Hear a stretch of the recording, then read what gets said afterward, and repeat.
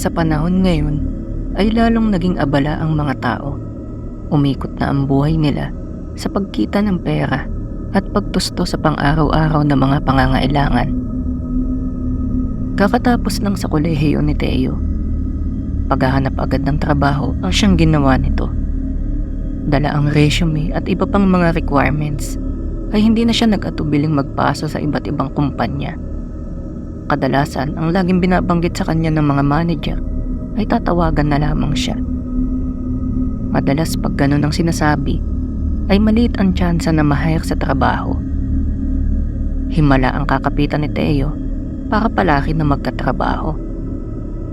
Naglalakad na siya pauwi nang makakita siya ng lalaking nagsasalita sa tabing kalsada.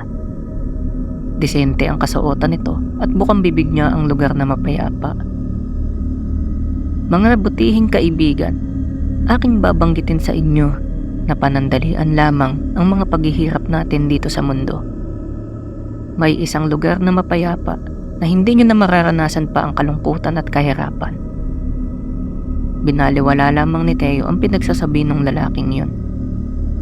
Di pa man siya nakakalayo, ay nakasalubong niya ang grupo ng mga kabataan. "Troy, kamusta na pre? Saan punta mo?" Pagtatanong ni Teo. "Ito, ganun pa rin, patambay-tambay kung saan-saan." Pagtugon nito. "Tsaka ito pala Teo huwag mong papansinin yung lalaking yan.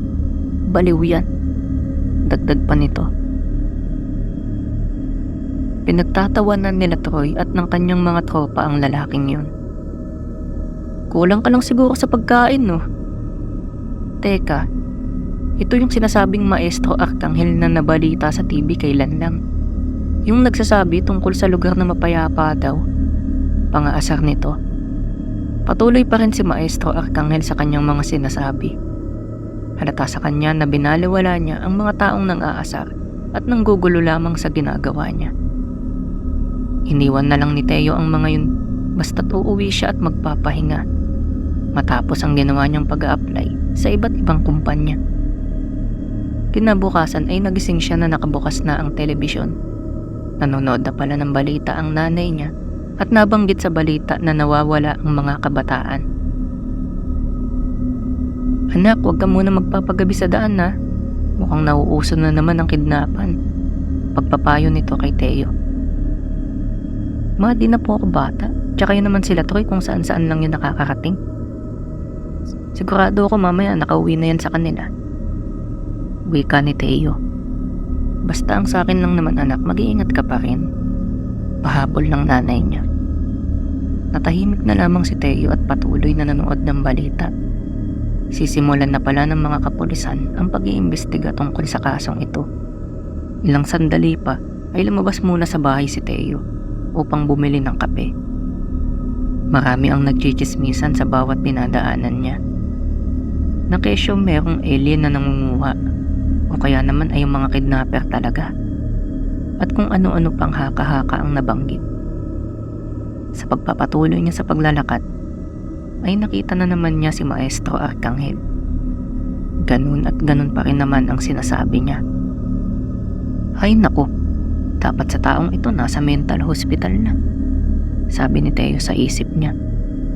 Nung makarating siya sa tindahan, ay nakasalubong niya si Benedict at inaya siya nito na maglaro ng video games. Di naman nakatanggi sa Teo, pinagbigyan nito ang kaibigan niya. Doon na rin siya nagtimpla ng kape at nakita niya na maraming mga bagong laro ang gaming console nito. Nakakahabol lagi sa uso si Benedict at ang iilang batang kagaya niya na naglalaro ng mga ganitong klaseng games. Sinimulan nilang maglaro ng maglaro hanggang sa hindi nila namamalayan na kumagat na ang dilim. "Naku Benedict, gabi na pala. Kailangan ko nang umuwi."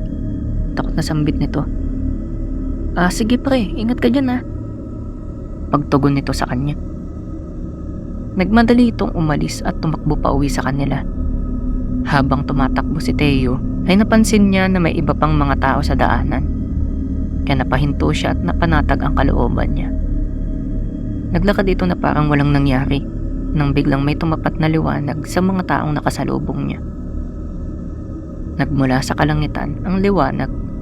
Maging si Teo man ay natamaan ng liwanag at hinila sila nito pataas. Napunta sila sa lugar na puro moderno at makabagong kagamitan. Nakita ni Teo na may mga kakaibang kwarto rin doon. At nakita niya ang mga nakakulong na mga kabataan. Naroon na rin si Troy. "Troy, nandiyan pala kayo?" wika ni Teo. Kahit anong salita ni Troy at pagkalampag sa harang, ay walang marinig si Teo. Talagang may kakaiba sa kinalalagyan nila. Kahit ang mga nahila ng liwanag ay nagtataka at natataranta kung nasaan sila. Ilang sandali pa ay may nagpakita sa kanila na Ginoo at pamilyar sila kung sino ito. Siya ay si Maestro Arcangel. Nagsalita ito at sinabi niyang, "Maligayang pagdating sa mapayapang lugar. Dito ay makaramdaman niyo na ang tunay na kaligayahan. Dito ay wala ng kahirapan pa." Naguguluhan sila Teo sa mga sinasabi nito at hindi rin nakapagpigil si Teo sa pagkainis sa maestro. "Maestro Arcangel, kung pwede ba ibalik mo na kami sa lugar namin? Wala kaming panahon sa kabaliwan mo." Galit na wika nito. "Mas gugustuhin mo pa ba na maghirap? Mas gugustuhin mo pa ba na magkaproblema? Samantalang dito ay mapayapa ang lahat." Pangiinis ng maestro. Nagpamalas ito ng hindi kapanipaniwalang bagay. Sa isang bulong lang nito sa hangin ay nawalan ng malay ang mga nakasama ni Teo. At ilang segundo pa ay muling nagkamalay ang mga ito at nagsambit na, "Kami po ay buong nananalig sa inyo, maestro. Kami po ay buong nananalig sa inyo." Paulit-ulit lamang ang mga sinasabi nito at si Teo naman ay nanginginig na ang mga tuhod sa takot. Nilapitan siya ni Maestro Arcangel at tinitigan siya ng mata sa mata. Nararamdaman ni Teo ang unti-unting pagdilim ng kanyang paningin. Kinuha ng maestro ang kanyang kaluluwa at natulog na ito ng mapayapa. Ngunit panghabang buhay na pala ito. Ang kasunod naman na ginawa niya ng ganito ay ang grupo nila Troy. Kinuhanan niya rin ito ng kaluluwa. Parehas na sila ng sinapit ni Teo. Mga tulog na habang buhay. Ang mga natitirang buhay ay mga naging sunod-sunuran sa kanya. Si Maestro Arcangel pala ay pinuno ng isang kulto na mula sa hinaharap. Magaling ito sa siyensya at itim na mahika. Ang sinasabi niya palang mapayapang lugar ay ang kinalalagyan niya. Isang malaking spaceship. Nagagawa nitong hilahin ng tao sa lupa sa pamamagitan ng liwanag. At ito na ang kanilang magiging mapayapang lugar.